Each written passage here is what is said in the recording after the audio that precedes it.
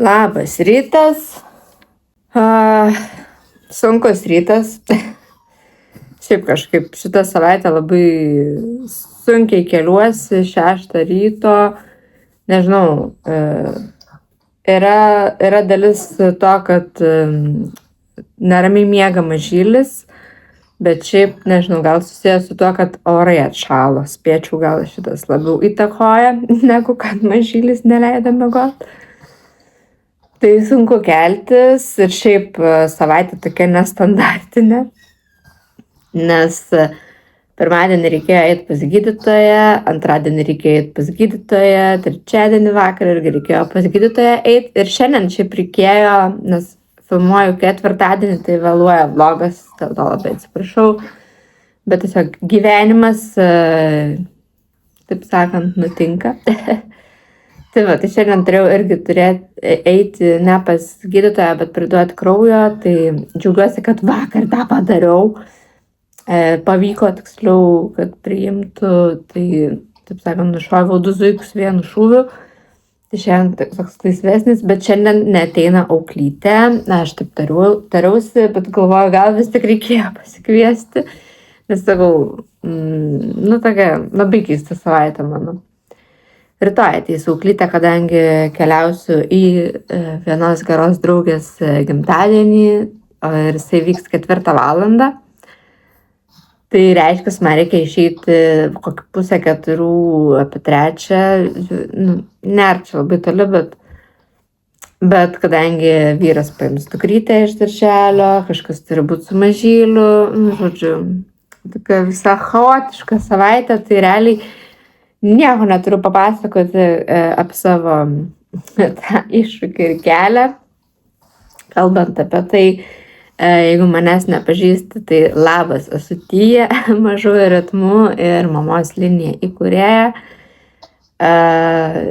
Sugalvojau tokį 52 savaičių iššūkį, kad galėčiau sujungti finansus ir prasmę, nes 5 metus dirbau prasmei savanoriškai.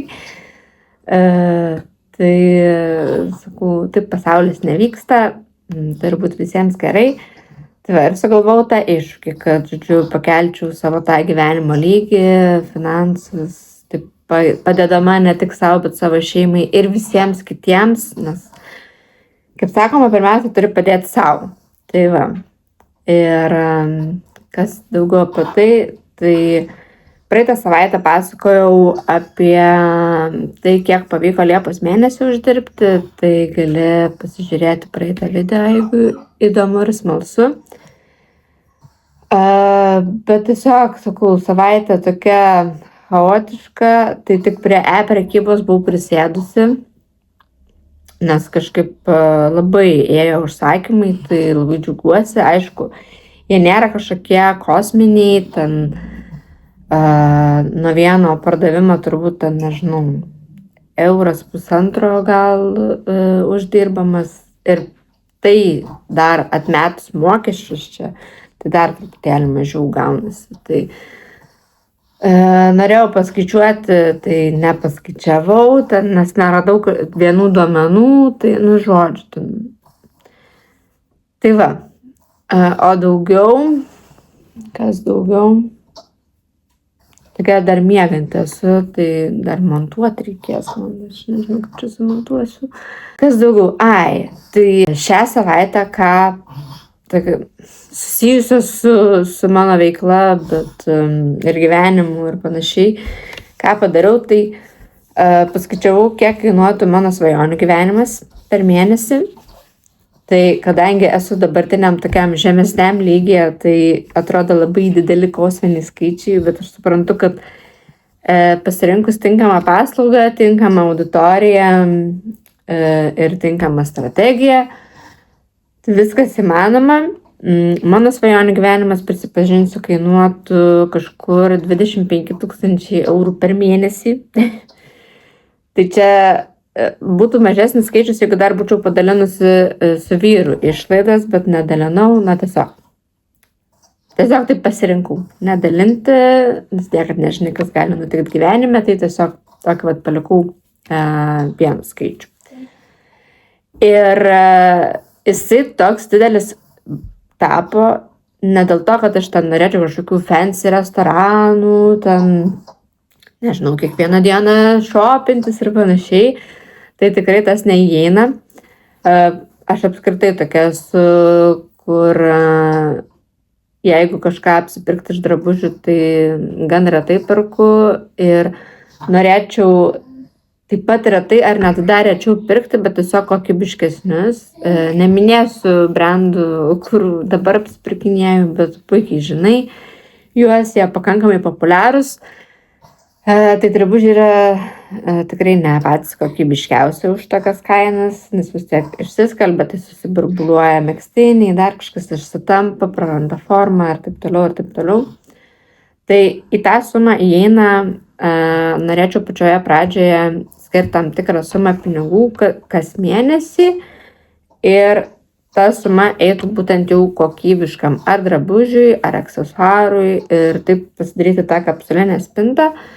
Ir vėliau jau man nebereikėtų tiek skirti tų pinigų, nes visų pirma jau turėčiau tą kapsulinę spintą visų pirma, visų antra, pirkčiau turbūt nebent kažkokią, nežinau, jau tokia išskirtinė proga, ten nežinau, ar kokiam aukcione sudalyvauti, ar kažkoks išskirtinė baleto premjera, taip kalbant jau apie tą gyvenimą, kokią aš čia įsivaizduoju.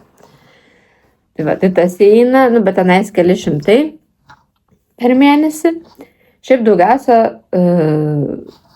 kainuotų kaip ten laikas, laisvas laikas turbūt, nes auklytei norėčiau daugiau skirti tiek finansų, tiek apskritai, kad jinai daugiau ateitų kartų per savaitę, tam, kad galėčiau dirbti. Nebūtų ten tokių netikėtumų, kur susirga vaikas ir turi atšaukti kokį ten renginį, konsultaciją ar dar kažką. Tada namų tvarkymas, nes vis tiek tai užima laiko, tai reiškia, kad tiesiog visur dėliojami prioritetai.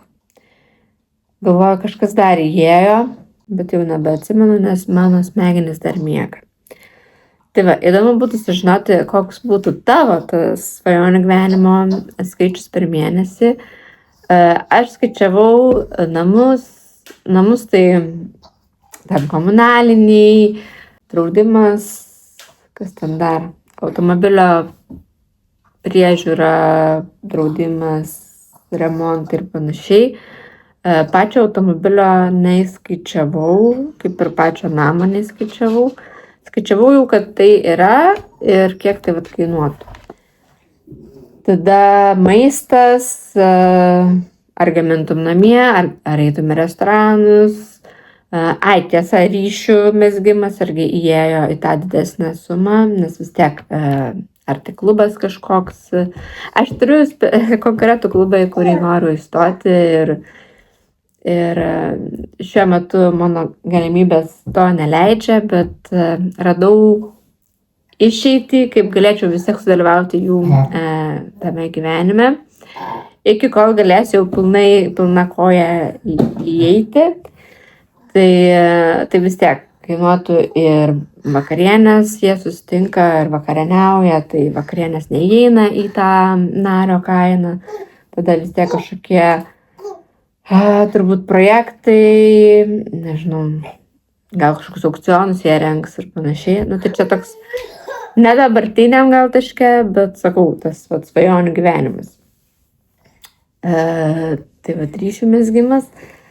Tada įėjo vaikų išsilavinimas irgi kainuoja, bent jau kur norėčiau leisti. Kas dar? Laisvalaikis įėjo, tada hobiai. Net reikėtų pasižiūrėti tą sąrašą. Jeigu būtų įdomu, gali parašyti man čia per Mažųjų ritmų arba per Facebooką. Tai įdėsiu QR kodus. Praeitą kartą mačiau Facebooko QR kodus, kažkodėl nesuveikė, tai reikės naują pasidaryti. Ir kas daugiau?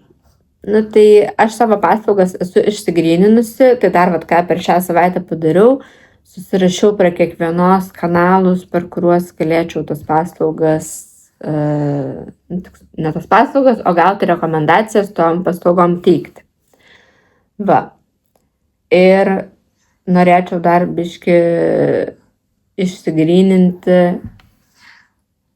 ties tais kanalais, pavyzdžiui, yra veiklos monetizacija, yra kanalai, tai tiesiog tikrai per visus neįčiau, nes tai tiesiog laiko gaišimas. Ir dar vienas dalykas, tai, kaip ir sakau, ryšių kūrimas yra labai svarbus, vienas ant vieno susitikimai, pokalbiai, draugysčių mezgimai ir panašiai atneša daugiau rekomendacijų turbūt negu čia aš paleisčiau kokią Facebooko ar Instagramo reklamą, ar ten po grupės vaikščiočiau, skelbčiau, kad aš čia darau tokias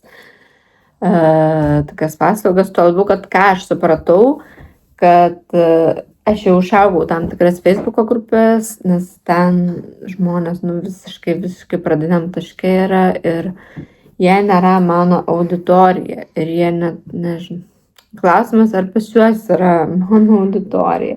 Dar ką prisiminiau, tai norėjau pasidžiaugti, kad išpardaviau, kava užvirė, kortelių rinkinius pagaliau. Liko dar keli daiktai išsiparduoti, kad būtų laisva namuose.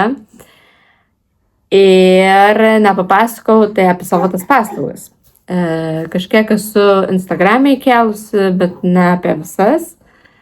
Ir tai veiklos monetizacija, jos metu, net jeigu ar turi idėją, ar esi pačioje solo verslo pradžioje, tikrai gali drąsiai kreiptis. Ieškau galimybių, kur tau rasti klientų, kaip komunikuoti, per kur komunikuoti, nes kaip anksčiau būdavo, atrodo, socialiniai tinklai, tai jau čia komunikuosiu, atsiras klientai, taip, gali atsirasti, bet tai yra per daug laiko, streso ir panašiai, nes visi tie įrašų kūrimai, labai daug laiko suvalgo, plus, sakau, vienas ant vieno daugiau tų rekomendacijų gali sulaukti, negu taip vien keldamas net ir kiekvieną dieną įrašus į socialinius tinklus. Aš nesakau, kad jų reikėtų atsisakyti, aš pati jų pabiškai atsisakau iš tikrųjų, nes tai, ką aš įkeliu, nukrenta visiškai į pačią apačią ir nieks, nežinau, ar kada nors ten ras tos įrašus, kalbu jie pasensta. Dabar aš labiau koncentruojuosi, aišku, YouTube'e aš daugiau pasakoju apie savo tą kelionę, kelią, bet daugiau koncentruosiuos į susitikimus gyvus, ar online, jeigu atstumas, sakykime, labai didelis, tai laiko atžvilgiu tiesiog susitaupytų abiem pusėm. Tai veiklos monetizacija, per 50 minučių aš parodau jau paruoštą PDF-ą ir mes jį po truputį tvarkom, nes vis tiek per konsultaciją daugiau sužinau tiek apie veiklą, tiek kokia auditorija turėtų būti ir panašiai. Tada turiu vienas mentorystę tiek vieną sesiją, tiek 4 kartų per mėnesį, tai joje mes išsigryninam tavo tikslą, atmetus visus ten primestus, ką ten vaikystėje mum įkišo į galvą, ten paauglystėje ir panašiai. Tai išsigryninam tikslą, apskritai tikslus ir išsirenkam vieną ir ties tuo mes dirbam. Ir kas čia dar? Šitie pagrindiniai turbūt. Yra dar namų organizavimas, bet ten daugiau. Tai yra nevalymo paslauga, bet tiesiog padedu susidėlioti taip susitvarkyti namus, susidėlioti daiktus, kad tiesiog juose būtų gera gyventi ir nesijaustum apkrauta daiktų, taip trumpai tariant. Taip pat turiu baby showerio alternatyvą. Jeigu įdomu, jeigu artėja draugės baby showeris koks ir ieškot veiklos ar pramogos ar darbo, tai galiu pasiūlyti. Ir kas daugiau? Ir mūsų solo verslininkių susitikimai. Tai pridėsiu gal čia Contribui. Gali nusiskenuoti, 15 eurų per mėnesį nėra daug. Mes susitinkam kiekvieną antradienį 10 valandą online ir kartą į mėnesį darau gyvus susitikimus. Tai kitą savaitę nevyks, bet perkelsiu į rugsėjį, nes tiesiog nespėjau iškomunikuoti. Verslių moterų klube, ką mes veikiam, tai vėlgi pasakojam apie savo veiklą, išsikeliam tikslą, susirašom žingsnelius, ką darysim per ateinančią savaitę, po savaitės susitinkam, pasikalbam apie iššūkius, kas pavyko, kas nepavyko. Taip pat vyksta palaikymas, nes žinau, kaip yra sunku, kai esi viena versle, tai labai reikalingas palaikymas, nes būna kartais artimieji atkalbinėja nuo to verslo, nors jisai labai gera idėja gali būti. Taip pat rekomenduojam vieną kitą ir kas daugiau. Pagrindė tos tikslus, išsikeliam, kad jų pasiektume. Tai viena kitai tiesiog padedam, minčių lietus ir panašiai. Tai labai tikrai naudinga. O daugiau pakviesiu mūsų partneris emilinė.lt. Tai pasižiūrinėti, išsirinkti savo tinkamiausią paslaugą. Galbūt draugės gimtadienis artėja, kuri turi savo veiklą, tai labai tikrai būtų gera dovana, gali parašyti man, dar kol kas nesu padarius dovanų čekio, bet galiu padaryti. Ir apie paslaugas ir jų kainas ir auditoriją. Tai ties kuo dirbu irgi šiom dienom su savimi, su savo mentaliai ir panašiai. Tai žodžiu, kadangi yra tam tikra suma, kur aš minėjau, jinai atrodo labai didelė, bet man labai patiko Aurimas iš Audiotekos, yra kažkada kalbėjęs, dabar neatsimenu kokiam podcast'e, bet jisai pasakoja apie tai, kad milijonas iš tikrųjų nėra daug ir kai išskirstai kiek reikia žmonių už tam tikrą sumą, pasižiūri, kad nėra daug. Ten, pavyzdžiui, dabar aš skaičių tikrai neatsiminsiu, bet aš turiu kažkur susirašiusi. Tai netgi ir, man atrodo, ten kažkiek eurų per mėnesį, kart tiek ir tiek žmonių, kart 12 mėnesių ir gaunasi milijonas. Tai tikrai yra viskas įmanoma, čia tiesiog grinai, kaip ir sakoma, tai yra mūsų mąstymo ribos, kur neleidžia išeiti į aukštesnį lygį. Tai aš irgi esu pasirašiusi, ne su šitą sumą, ne su 25 000 eurų per mėnesį, bet su kita, pavyzdžiui, 10 000 eurų per mėnesį.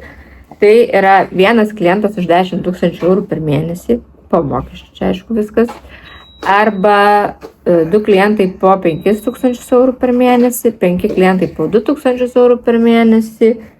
Ir galvoju, ar aš dar esu užsirašusi daugiau skaičiavimą, bet žodžiu, tai reiškia, kad su dabartiniam savo paslaugom aš tikrai niekada tiek neuždirbsiu, nes net ir keliant jų kainą, tam tikros paslaugos jos, kaip pasakyti, dėl to ir sakoma tam tikra, ne tam tikra, o kad yra tikslinė auditorija, kuriai tu siūlai. Tai pavyzdžiui, veiklos monetizacijos aš nepasiūlysiu verslininkų, kuris uždirba ten, nežinau, 10, 100 ir panašiai tūkstančių ir milijonų. Tai yra tam tikra tikslinė auditorija, tai aš net ir galiu ten iki mėnulio kelt kainą, jeigu kažkas yra verslo pradžioje, jis neįpirks šitos paslaugos. Tai mano tikslas yra išsigryninti, kokią problemą spręstų mano paslauga, kuri kainuotų 2000, 5000, 10 000 ir panašiai eurų už tam tikrą paslaugą. Tai kol kas mano mąstymas taip po truputį keičiasi, nes viskas, ne veltui yra sakoma laikas pinigai. Tai tikrai palinkėčiau ir tau neapsistoti ties, na nežinau, ties kurias apsistojusi. Tai tiesiog, kad, sakau, net jeigu turi kažkokią verslo idėją ar galbūt esi verslo pradžioje, tikrai galima rasti būdų tiek galbūt kažkur ar aukštesnę kainą padaryti galima, ar aišku, pradžioje mes pradedam nuo žemesnių ir keliam savo kainas, bet galima rasti tam tikrų būdų, kur tą pačią savo paslaugą kažkaip išskirstant į po paslaugas, net nežinau kaip įvardinti, ir kai kurias net padaryti, kad nereikėtų išeiti iš namų, kad galbūt net nereikėtų labai ten sužiūrėti, nu, vat kaip man. Paskutiniu metu taip, prekyboj tikrai žiūriu, kas čia vyksta, nes kažkoks sujudimas, bet prieš tai aš daug laiko neįdėdama ten žiūriu, kad uždirbdavau ir tam po dešimtimis eurų ir žiūriu, ir 100 esu kažkada uždirbus, labai ten neįdėjus daug pastangų. Va, tai turbūt tiek. Dabar jau tikrai leidžiu pažiūrėti šios savaitės, ką nuveikėm per savaitę laiko ir jau susimatysim gale video.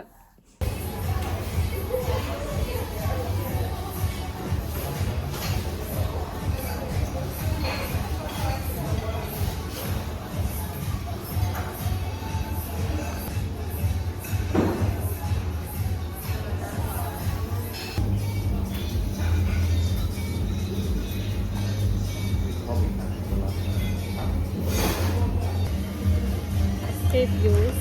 Mes gerai. Augam lavėjam.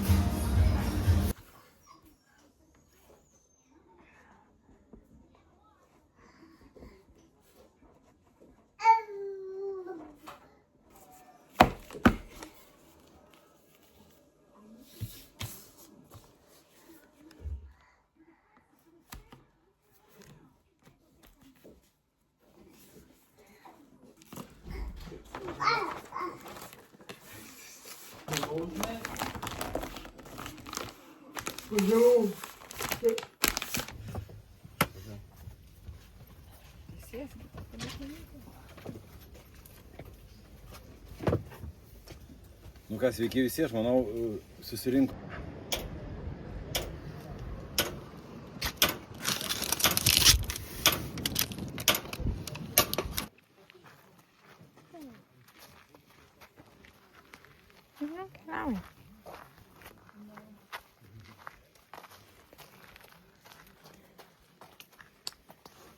Galiu parodyti savelys.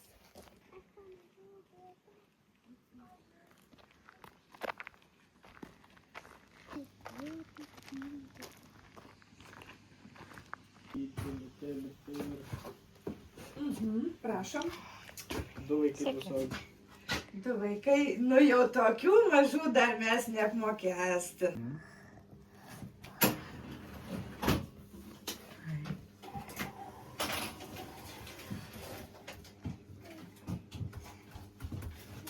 Prašom, jūsų bilietų.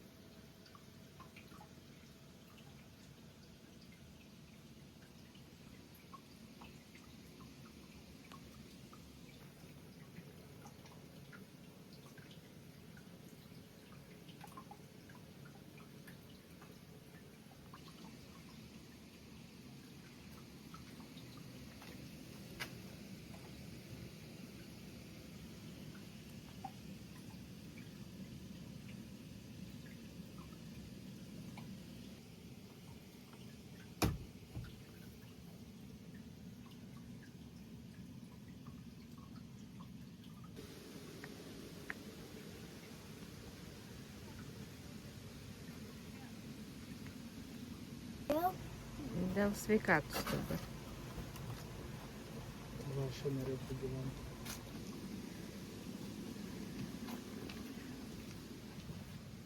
Tai ir kvepia čia.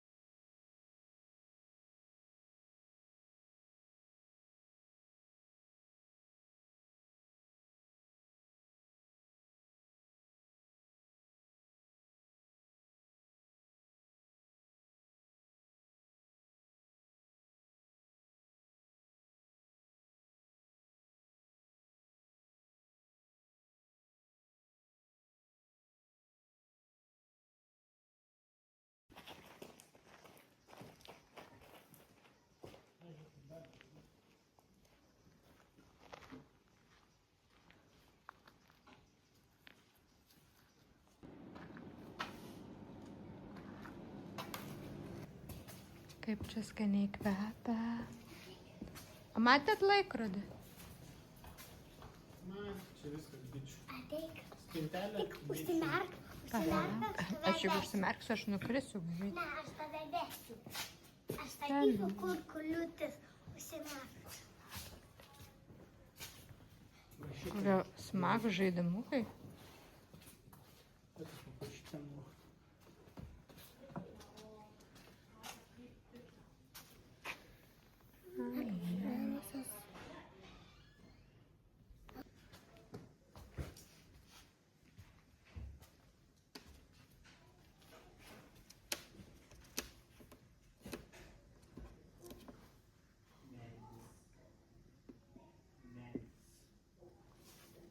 Gal dar kopas kaip ištrauksiu. Žiūrėk. Pasitrauksiu jį.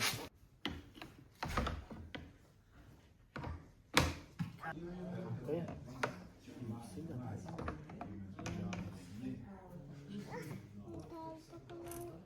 Bet mes nežinom, buvo pagalba. Aš nežinau, kas jūs žinom.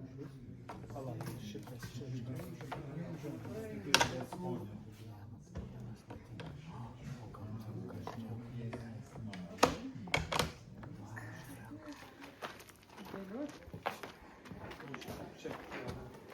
gulyti.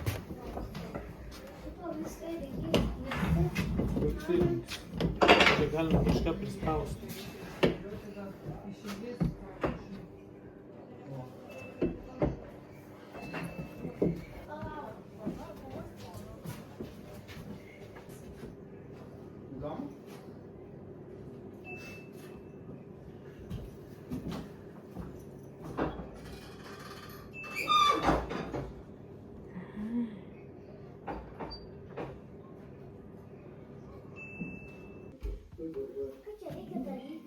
Bitininkystės muziejus ne tik muziejus paklausė senovinius medinius rakanus, bet ir tikras bitynas. Didžioji dauguma bažnyčių zuja senoviniuose kelminiuose keliuose. Tai va, matyt, tai yra lygiai foliai.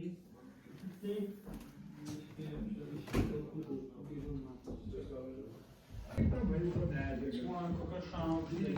Arba kaip dzūkai sako, dravinė bitininkystė ypač klestėjo 14-17 amžiuje. Aukštai medžiuose buvo iškertamos pailgos drevės. Vau.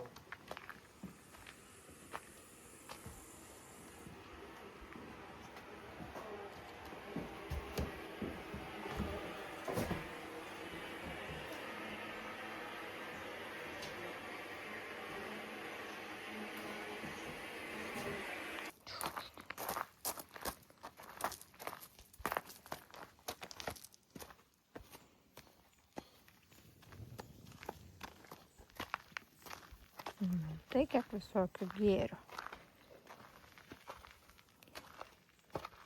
Va, Gaibytė, žiūrėk, yra tas angeliukas. Matai? Aš noriu jo. Tik turi namie. Parodysi medutį.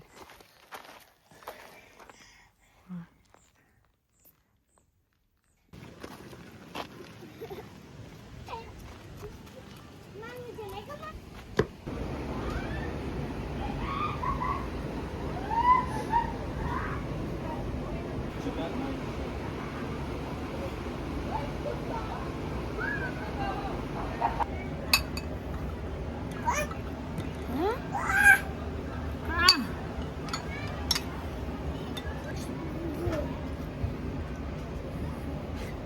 Tiek daug prieskonių.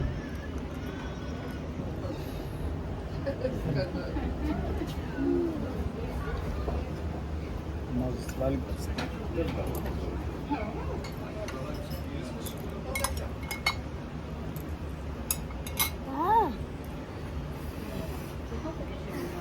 Visą kabą.